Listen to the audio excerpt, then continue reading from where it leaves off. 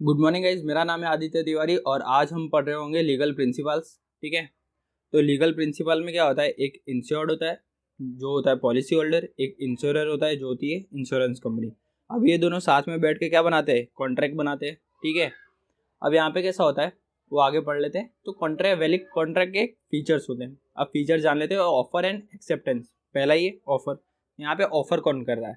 ठीक है। तो नॉर्मली हमारे दिमाग में आएगा कि इंश्योरेंस कंपनी ऑफर कर रही होगी और जो कस्टमर है वो एक्सेप्ट कर रहा होगा, जो कि बिल्कुल गलत है। ठीक है। यहाँ पे ऑफर कौन करता है, कस्टमर ऑफर करता है और इंश्योरेंस कंपनी एक्सेप्ट करती है। तो आप बोलेंगे ये कैसे। ठीक है। तो इंश्योरेंस कंपनी ने पहले ही अपने बहुत सारे प्रोडक्ट बना के रखे हुए हैं।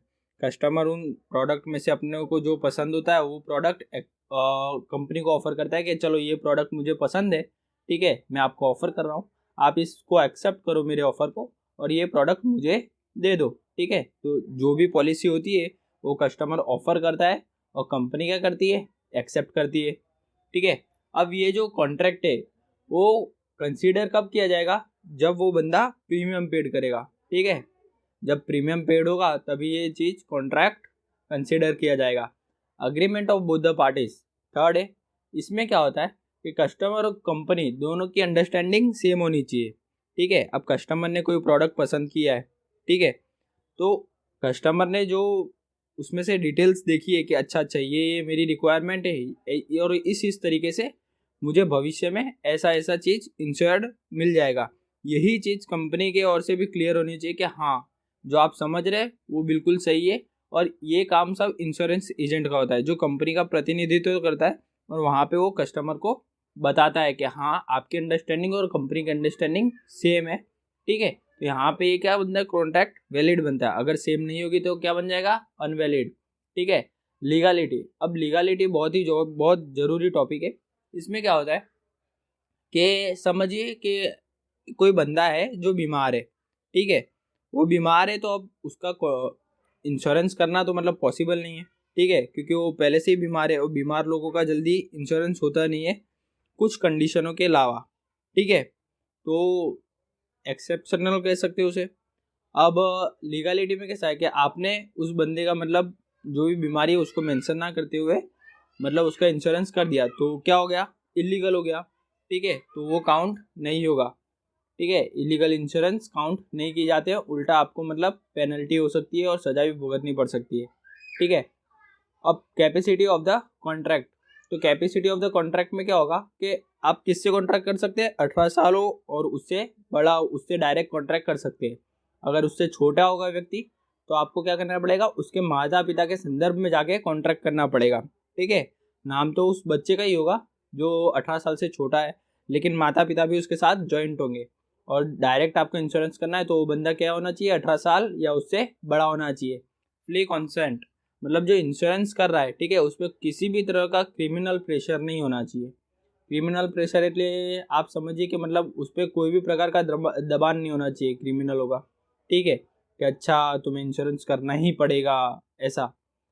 ठीक है। तो कोई भी तरीके का क्रिमिनल प्रेशर नहीं होना चाहिए। अब यहाँ पे पढ़ते हैं कि उसी के साथ साथ एक रिलेटेड टॉपिक है, इंश्योरेबल इंटरेस्ट। ठीक है। तो यहाँ पे क्या होता है कि हस्बैंड वाइफ हो गए, पेरेंट्स किड हो गए, एम्प्लॉयर हो गया, डेटर क्रिएटर क्रेडिटर हो गया। तो इसमें क्या होता है कि एक व्यक्ति जिसके न होने से दूसरे व्यक्ति को फर्क पड़ता हो, ठीक है, वो सब किस में आता है, इंश्योरेबल इंटरेस्ट में। जैसे हस्बैंड वाइफ में हो गया तो हस्बैंड ना हो तो पत्नी को फर्क पड़ेगा, पत्नी ना हो तो पति को फर्क पड़ेगा। पेरेंट्स किड्स में भी वही है, एम्प्लॉयर में भी वही है। लेकिन डेटा क्रेडिटर का हम समझ लेते हैं पॉइंट। तो डेटा क्रेडिटर में क्या होता है, ठीक है, कि आपने किसी को पैसा दिया, एग्जाम्पल के द्वारा समझ रहे हैं, आपने किसी को पैसा दिया, ठीक है, अब वो बंदा मर जाता है तो आपको पैसा किससे वसूलेंगे। ठीक है। तो इस केसेस में बैंक ये वाला कॉन्सेप्ट बहुत ज़्यादा यूज़ करते हैं, डेटा क्रेडिटर इंश्योरेबल वाला। ठीक है। तो जब आप बैंक से लोन लेते हैं तो बड़ी लोन्स पे वो पहले इंश्योरेंस कर देते हैं जिसमें आपको पूछना पड़ता है या तो वो डायरेक्ट बता देते हैं। ठीक है। अब आता है यहाँ पे एक नया टॉपिक, ओब्रीमा फाइट्स। इसमें क्या होता है, अटमोस्ट गुड फेथ। ठीक है। यहाँ पे क्या हो रहा है कि कस्टमर को अपनी सारी डिटेल है ना इंश्योरर को बतानी होती है। ठीक है। अब यहाँ पे उसी के रिलेटेड एक टॉपिक है breach of utmost good faith. Breach, ठीक है, यहाँ पे मतलब तोड़ना। फर्स्ट है नॉन डिस्क्लोजर, यानी बताया ही ना हो। सेकंड है कंसर्न्ड, ठीक है, तो इसमें क्या होता है कि जानबूझ के ही नहीं बताया कि नहीं ये चीज़ बतानी ही नहीं है। एक फ्रॉडमेंटल मिस रिप्रेजेंटेशन होता है जिसमें जानबूझ के, नाम में आपको समझ आ गया होगा कि फ्रॉड करने के इंटेंशन से ही बताया नहीं है। एक है इनोसेंट मिस रिप्रेजेंटेशन। इनोसेंट यानी कैसा कि एक पिता और बेटे है, ठीक है, अब बेटे को दारू की लत है लेकिन पिता को ये चीज़ की पता नहीं है, ठीक है। इसमें क्या होता है कि अब इंश्योरेंस करने वाला आया, उसने पिता से पूछा कि आपका बेटा दारू पीता है कि नहीं। पिता ने कह दिया नहीं पीता है, लेकिन बेटा तो दारू पीता है, ठीक है, तो क्या हो गया, इनोसेंट मिसरिप्रेजेंटेशन, ठीक है। इसी के रिलेटेड एक है कि यहाँ पे हम एक और टॉपिक पढ़ रहे हैं, इंडिस्प्लेसेबिलिटी क्लॉजेस, ठीक है। तो इसमें क्या होता है कि सेक्शन 45 के अंडर आता है विदिन 2 years, ठीक है, अगर LIC कोई अनमैच्ड डेटा फाउंड करती है आपके डॉक्यूमेंट्स का, ठीक है, तो वो क्या बन जाएगा आपका नल एंड वाइड। इसमें कैसा है कि आपने एक इंश्योरेंस लिया है, ठीक है, 2018 में। अब 2018 में आपने डेट ऑफ बर्थ जो भी डाली हो, जैसे कि समझ लीजिए आपने डाली है डेट ऑफ बर्थ 1997, ठीक है, 1997 डाली है।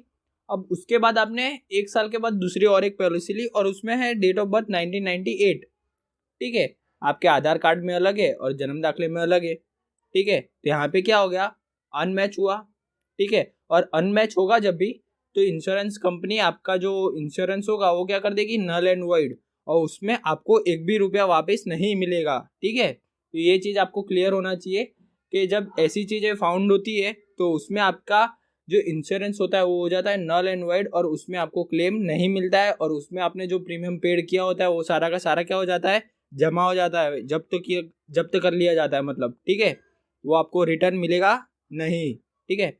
आगे और भी टॉपिक्स है उसके बारे में भी जानेंगे धीरे धीरे, ठीक है। तब तक के लिए धन्यवाद।